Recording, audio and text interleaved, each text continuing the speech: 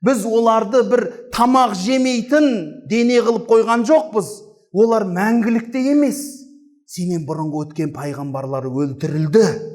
Өлді. Тамақ жейтін қарапайым адам еді. Неге? Бұл мысалды өте көп айтамыз.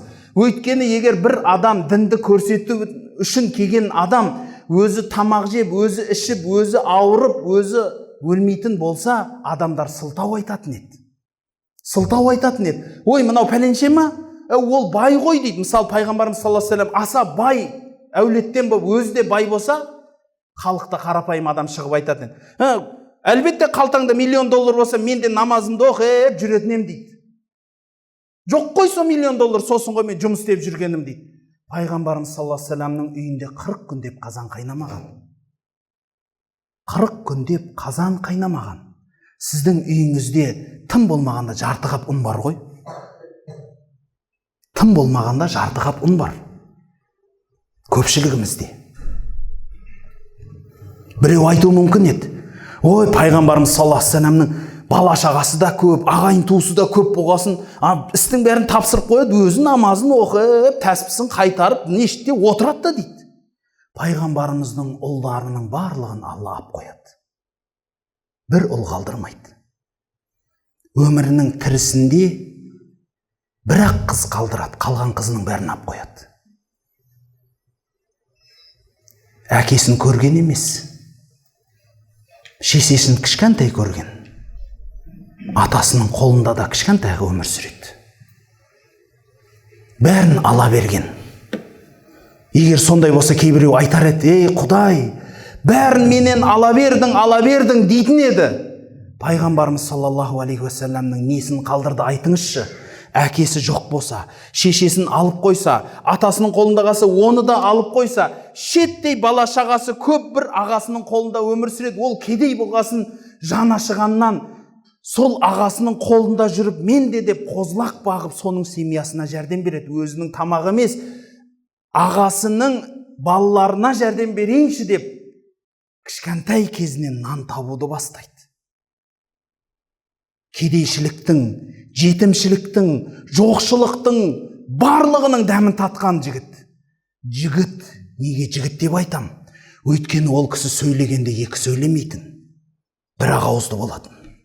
Ол кісіні жұрттар жігіт кезінде ақ, пайғамбар болмай жүргенде ақ, әмин деп айтатын, сенімді деп айтатын. Жұрттар сапарға шығып баратқанда өзінің сұлу келіншегі тұрса, пайғамбарымыздың үйіне тастап кетеді екен. Сен бұған тимейсің ғой деп. Ойласаңыз.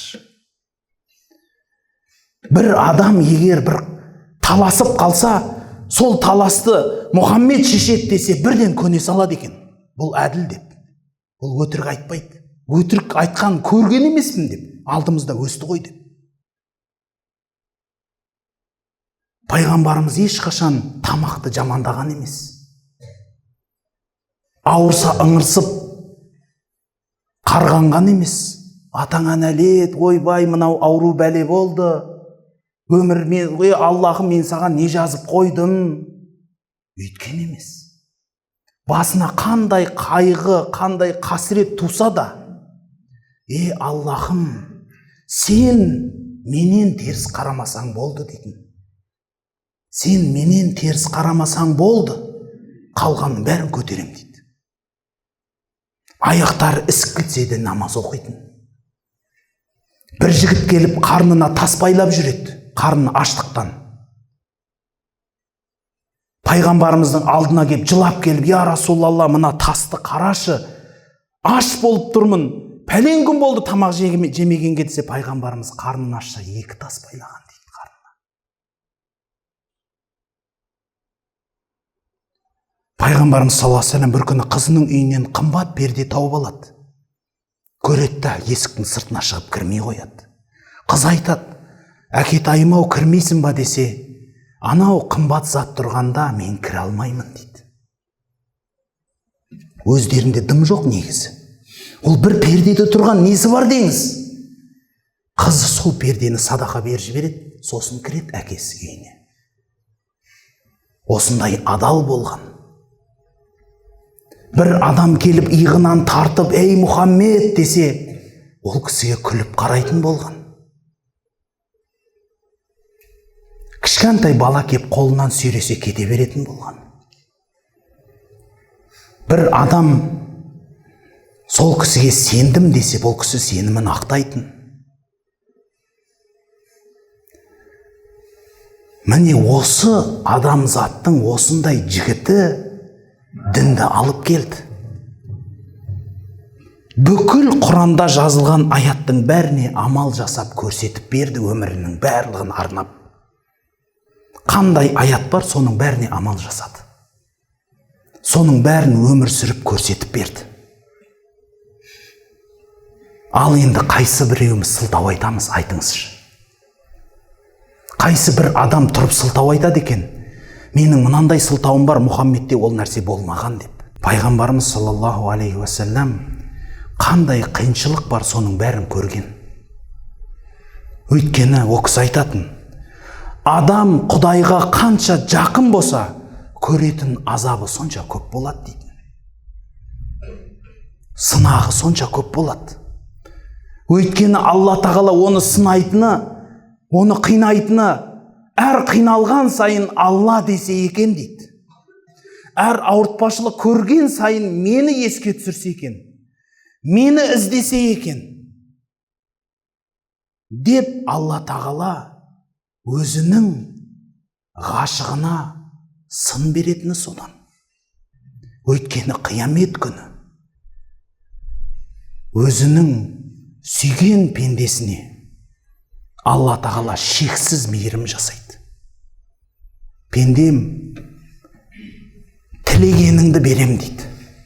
Жәннатқа ең соңғы кіретін адамға айтылатын сөзі. Әуелгілерді айтпай-ақ қойыңыз. Ей пендем, не сұра берем дейді. Бұл жәннаттың ережесі. Мен жәннатқа кірген адамның тілегінің барлығын орындаймын дейді. Әлгі адам тілей береді, таусылады екен тілегі. Таусылғаннан кейін Алла тағала есіне түсіртеді екен, әй, дүниеде жүргенде мынандай сұрайтын едің ғой, бір Мерседес мінсем дейтін едің, Мерседес керек па дейді. Самолет мінсем дейтін едің, керек па? 5 этажды үйім болсам дейтін едің, керек па? Бәрін береді. Иә, ұмытып кетіппін ғой, мынаны көреш деп ем, ананы көреш деп едім. Сосын ол да таусылады дейді. Алла тағала айтады екен сосын, жәннатта сен білмейтін мынандай рахаттар бар, мен айтайын, мыналарды алсай сен. Оны біз білмейміз да, атын да, затын да білмейміз. Сен мынаны ал, мынаны да сұра деп бірнеше нәрселер айтады дейді.